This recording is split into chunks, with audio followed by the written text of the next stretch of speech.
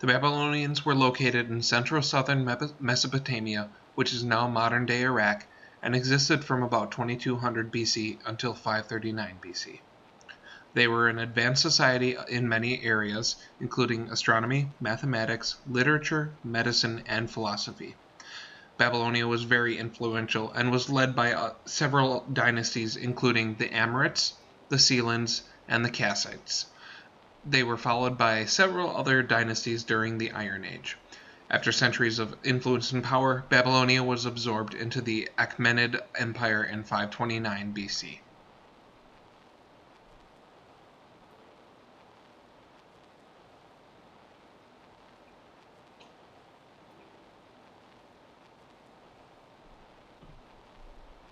The Babylonians developed a sexagesimal, or base 60, numerical system that was written in cuneiform, an early form of writing recognizable by its wedge-shaped marks.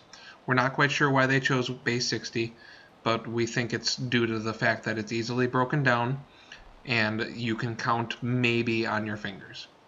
There are only two symbols, a stroke to represent ones and a wedge to count tens.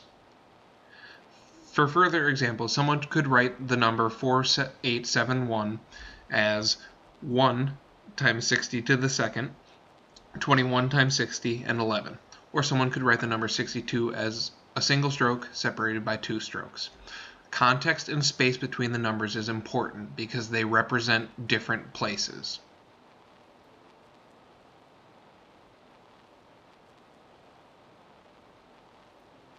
Again, so a single stroke by a big space by three wedges, a big space, and two strokes is 92.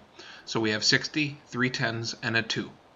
And again on the bottom, we have two strokes, which represents 120, by 2 tens, another 20, so 140, another space, and then 7 strokes to represent 7 digits. The Babylonians did not have a digit or symbol for 0, rather they viewed it as a lack of a number.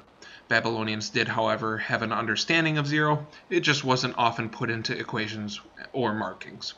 Whereas our 0 functions as a midpoint, the Babylonian 0 was a gap in digits, as you can see in the chart on the bottom.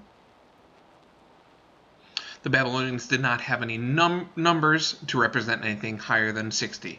That kind of represented a problem in their in translations. Since that single stroke can represent a 60 or a 1, you kind of have to understand based on context what they are talking about. When multiplying under 60, it largely remains the same. A single stroke, adi, which means multiplied by 10, equals 10. When it gets above 60, it gets more complicated. So those 3 wedges multiplied by 5 strokes equal a single stroke separated by a big single stroke separated by a big space, and then 3 strokes. Here are some problems you can use to test your knowledge upon Babylonian mathematics, and I appreciate your time and the fact that you listened this long. Thank you so much.